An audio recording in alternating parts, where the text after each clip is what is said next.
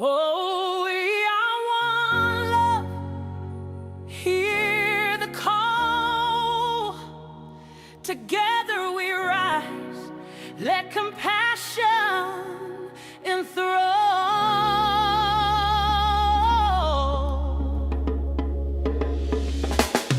In the morning light, the sun breaks free. A new day dawns. It's a sight to see. With hearts wide open, we stand as one, living in our truth, like the stars and the sun. From the mountains high to the valley low, we're spreading our wings, letting our spirits flow. In every soul, there's a spark divine, raising up the world. We're truly alive. Oh, we are one love. United we stand, bringing peace to the world. Hand in hand, waking up to nature, releasing all fears, sharing hope and compassion through the laughter and tears. Good morning, family. Welcome to our Sunday morning time of connection and devotion. It's our time to be together and to continue to expand our consciousness. And right now, in a world where there seems to be so much contraction and distraction, a little bit of chaos, concern, fear, torment for some, I think now is the time for us to press into the principles that we've learned around stillness and peace and calm, and remembering that our stillness and our peace and our calm, it doesn't come from anything external, that this is an internal work. As Sadhguru would call it, this is inner engineering. I like to say it's architecting your life in the way that you want to live. You have within you that power and that greatness. And so today I want us to yet again continue in our series, The Great Emergence, and specifically this month of January, Arrival, and what it means to arrive, to be present, to be within this body. I have had so many conversations with people even this week about what it is to go from a belief system that is cerebral, a belief system that is in the mind, to a settled system within the body. In other words, let me remind us of what we talked about a little bit toward the end of last year, the middle of summer to the end of last year, when we talked about embodying these truths, that this was about integration and activation of our individuation, as Carl Jung called it. And individuation is just locating the truth of who you are. It's being able to come into full contact with the truth of your divine nature, your human nature, to be able to integrate all of it, gathering in even the shadow, because the shadow often has been misjudged, often not approved of, because so many have felt like it has to be something that we overcome or that we conquer. And the truth is there's nothing to overcome or to conquer. It's just to integrate it all into the loving awareness. And when we do that, then we're more at peace with our own selves. We're not at war in our own minds. And as a result of that, we start to settle ourselves into this nervous system that we have, the body, the senses, and our psychology, our physiology, and our spirituality merge. And this is what causes, what I personally believe, the great emergence. And so this is really what I mean by it. It's not some kind of a big, mysterious approach, honestly, this year. It's a much more methodical approach. Because I think for a long time, we've thought that when I talk about divine nature and your divinity, that I'm being a super spiritual, right? Really what I'm doing is saying, let's activate the part of you that knows you do not have to settle for limited life and limited way of thinking and believing. All of us were given a set of beliefs. Most of the time they were given to us because the people in our lives, for the most part, were trying to keep us safe. They weren't maliciously encoding within us limitation and fear and a lack of peace, a lack of trust or self-trust. Many of them thought they were carrying on some proper belief systems to help you to navigate this life. But often what was given to us was fear and limitation. Religion has done this. Political systems have done this. Religious systems have done this. Not on purpose, but most of the time it's been tradition, traded down beliefs passed on to us so that we could survive within the tribe and in some way succeed in the system that had been given to us. But I believe we are awakening in this time. I believe there's a group of people awakening during this season that are saying, hey, listen, we don't have to settle for the way the system is built. There are people who built these systems, and there's a new rising group of people who are saying that system is broken, and we're ready to build something fresh and something new. Today, in the third session or module, if you will, of this series, I would like to talk to us a little bit today about the art of not trying to be at peace. In other words, stop trying to be at peace. The core message of today is that peace is not something that we achieve or that you can achieve. Peace is what remains when resistance softens, when I let go of resisting what is, and I'm able to be with what is. There's a sense of peace that happens, because peace is not a mood, it's not a personality trait, and it's not a spiritual talent that you can somehow hone or somebody can install in you. Peace, at the end of the day, is inner alignment. It's when the inner world stops fighting within its own self, and you're settled into the truth of your beingness. And this is a part of the process of arriving. I think this is what Jesus, Yeshua ben Joseph, meant when he said, "My peace I leave with you." It's not the peace of the world, is what he was saying, but my peace. And then we find from the other writers that this is a peace that passes intellectual understanding. And let that peace guard your heart. And essentially, I like to say, let that peace hold your heart. And that is the peace of God that passes our intellectual and conceptual ideas. That's what it means to pass all understanding or all intellectual knowing. And so it's when we come into alignment within ourself that we begin to live in this peaceful awareness. So the number one thing I'd like to look at today, I have several things I'd like to look at, but one is, what's wrong with trying? Let's go through that. So what is so wrong with trying to be at peace? Well, trying, first, here's the first thing. Trying implies that you're fighting what is already here. In other words, I'm trying to almost ignore what I'm experiencing and the feelings within the body, and I'm fighting what's happening, and I'm fighting to get to my peace. Also, trying assumes that what's happening should not be happening. Both are bypassing what's actually occurring. This is one of the reasons that I think the writer of Hebrews, some scholars think it was Paul and others think it was not, says, now faith is the substance of things hoped for, the evidence of things not yet seen. Right here, right now, in this present moment, this is not happening to me. This is either happening, life is happening through me, it's happening for me, or it's simply just happening and I happen to be in proximity with it.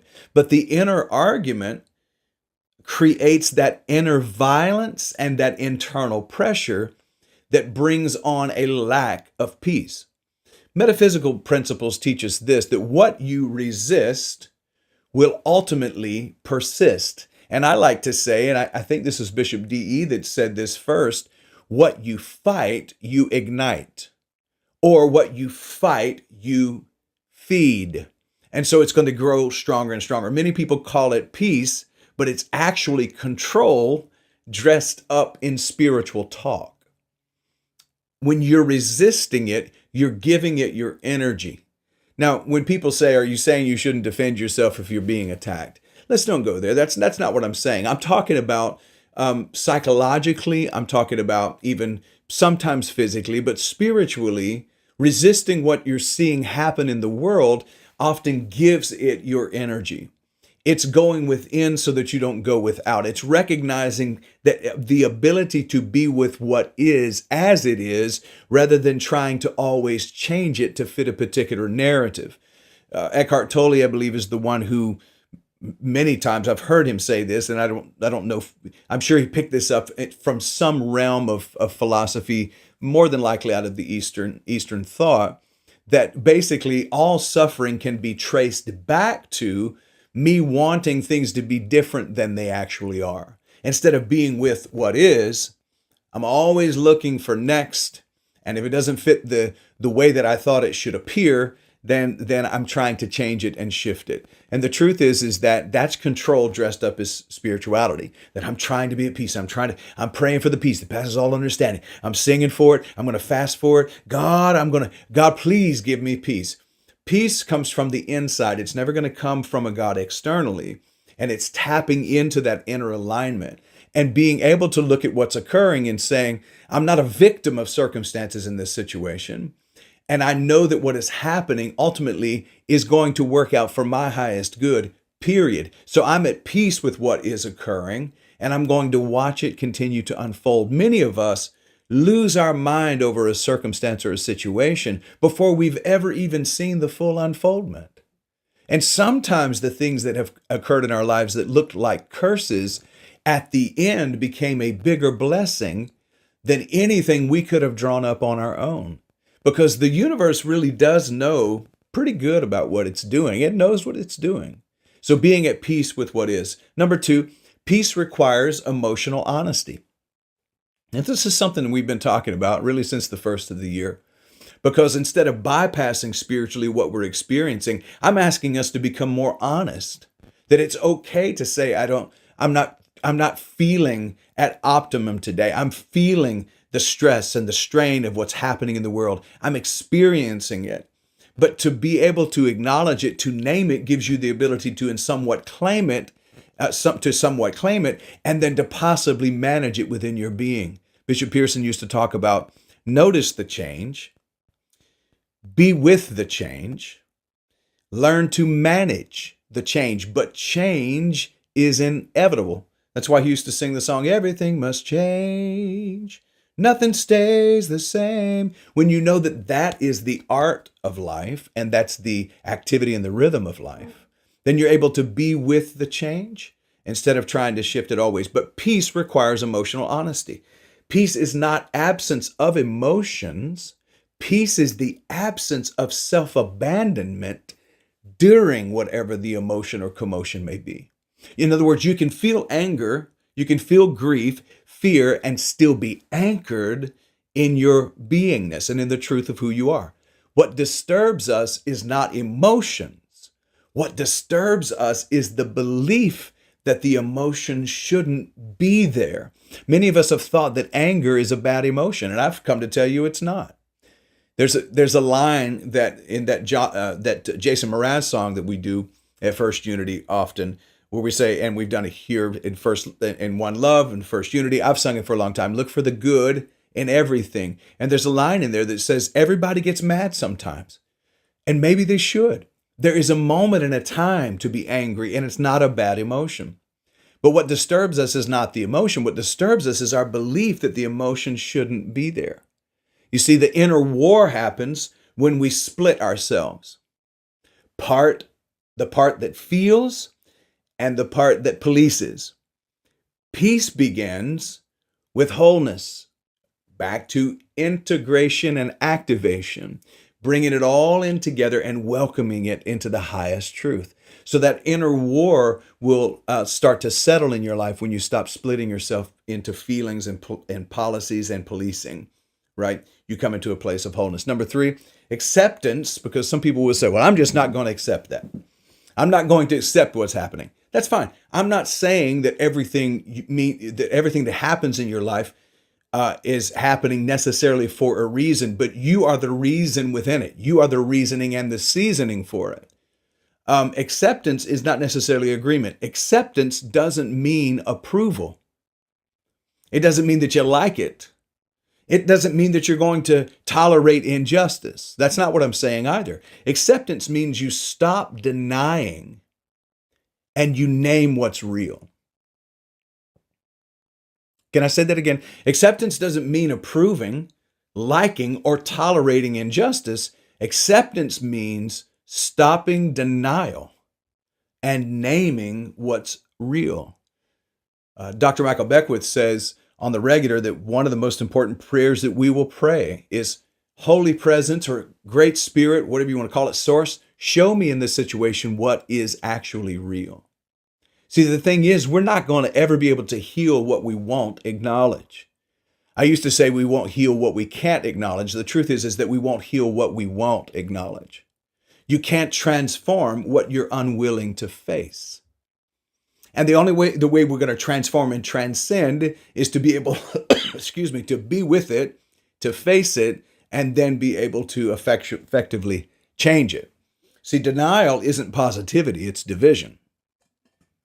Denial is not positivity, it's division. A divided consciousness cannot manifest wholeness. And so it reminds me, excuse me again, folks, it reminds me of when Albert Einstein said that you're not going to be able to solve a problem with the same consciousness that created the problem. And so being in denial about it is not going to help me rise above and to activate my creativity and my imagination in order to work on the issue. I have to be able to truly first see what it is, what it really is, and then activate my imagination and my creation ability so that I'm able to work on it. But a divided consciousness is not going to manifest wholeness. Number 4, the nervous system, it doesn't trust peace. The nervous system doesn't trust peace. Stay with me now. This is the polyvagal system within the body. Peace is not merely spiritual. Peace is psychological safety.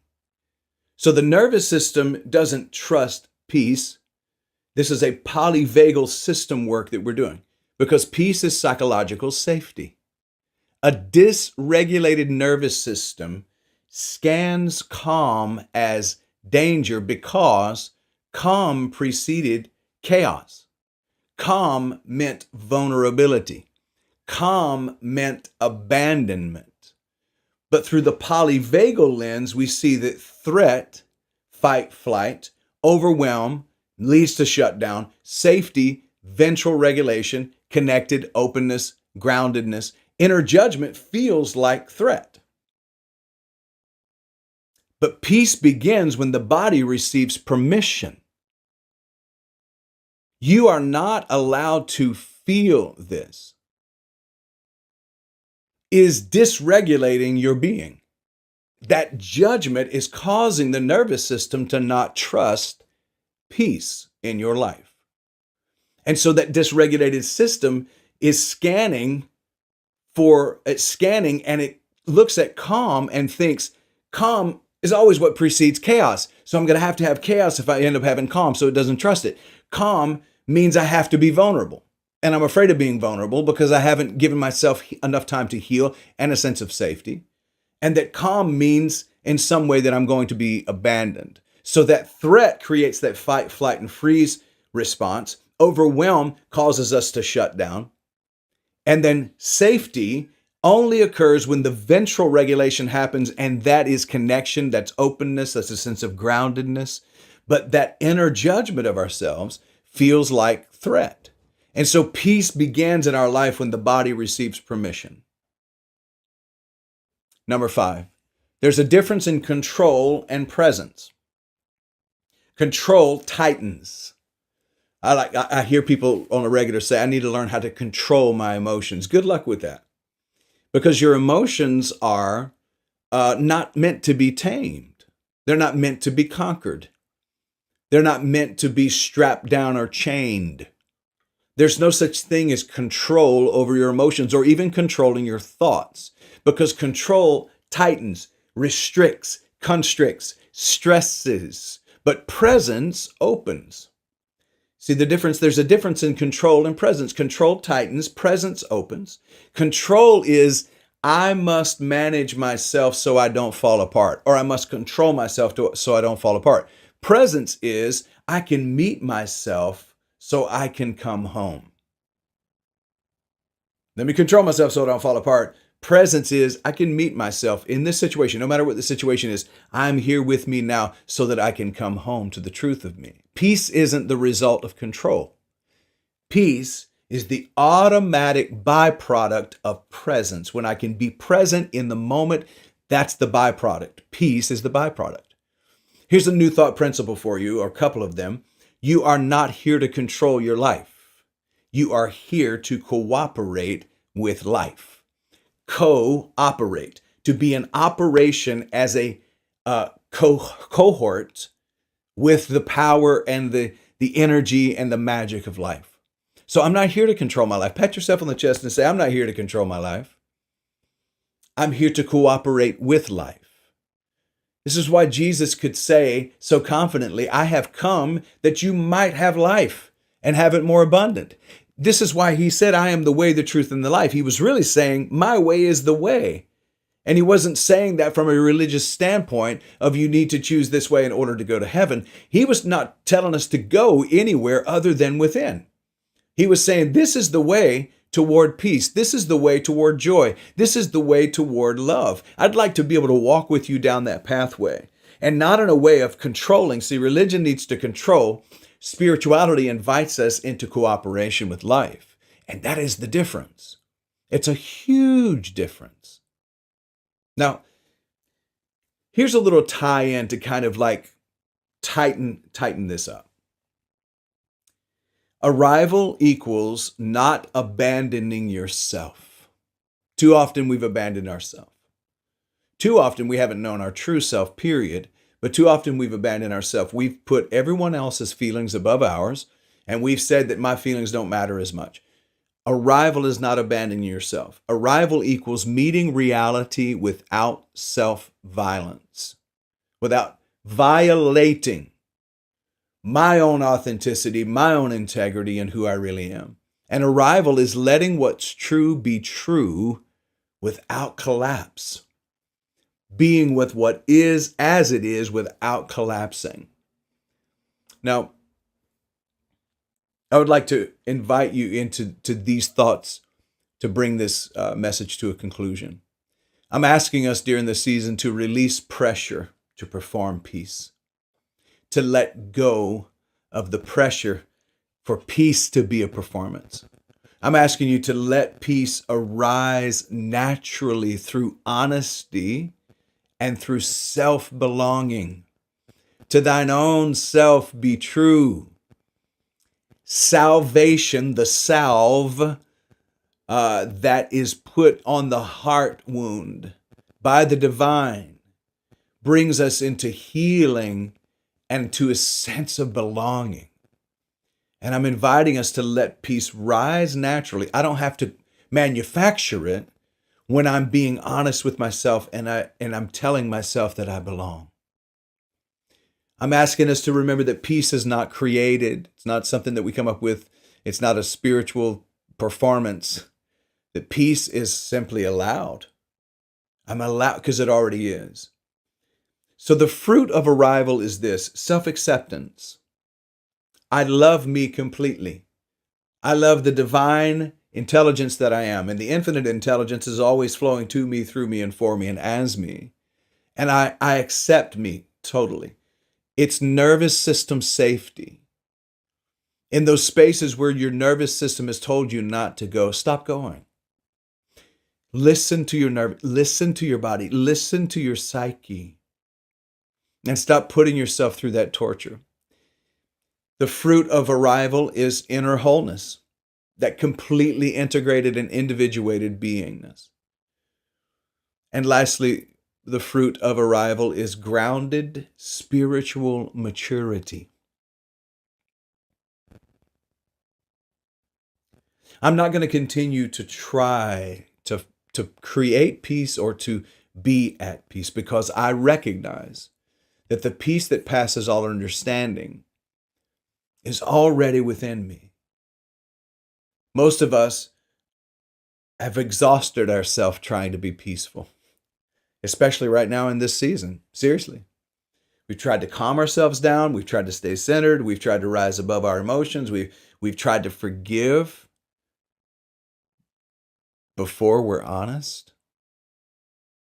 We try to breathe away anger, grief, and frustration and fear. And then we feel like we're failing spiritually when peace doesn't stick.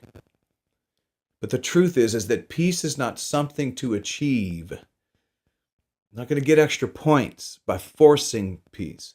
Peace is something that remains when we let go of resistance. And we remind ourselves that peace is not a mood. Peace is frequency, it's vibration. Peace is not a personality trait. Peace is not spiritual talent. Peace is the state of inner alignment. It's the peace that I'm looking for and trying to find that peace is really when I let go of trying to get rid of discomfort. I let go of bypassing grief.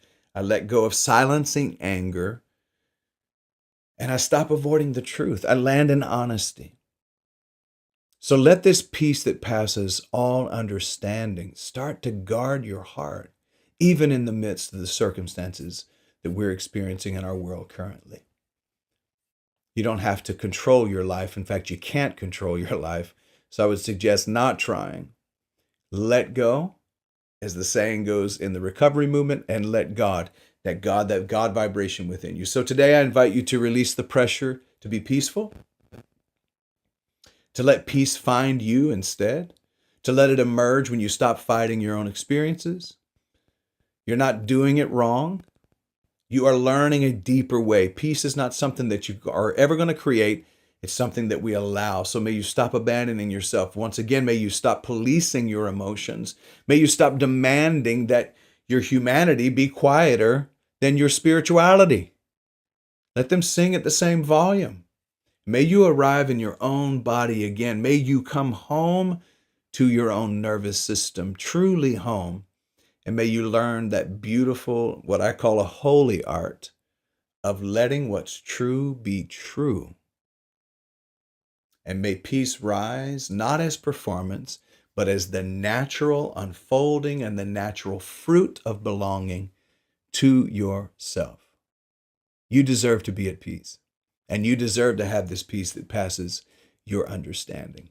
Let that peace this week guard your heart, and do so through self-love and belonging. Of all of the people and the living creatures and creations on the planet, deserving of kindness and compassion and love and joy and peace, you are the one of all. Muji said it this way, and I'll close with this. He said, "It is not my job to create peace in the world, but it is my invitation to be at peace within me. And when I am at peace within me, the rest of the world is just a little more peaceful because I'm in the world." So let that peace, that prince and princess of peace, guard your heart as we go throughout the rest of this week. Thank you, friends. Excuse me, for being here. I'm going to encourage those of you who don't normally watch our devotional service at First Unity, or our celebration service at First Unity Spiritual Campus. I'm going to encourage you to consider tuning into that today. We're doing a special service, a special dedication of our music team, and I'm going to invite you to consider being a part of that today. All right, friends, I'm going to get up out of here and now go and make it a great day just because you can. Peace.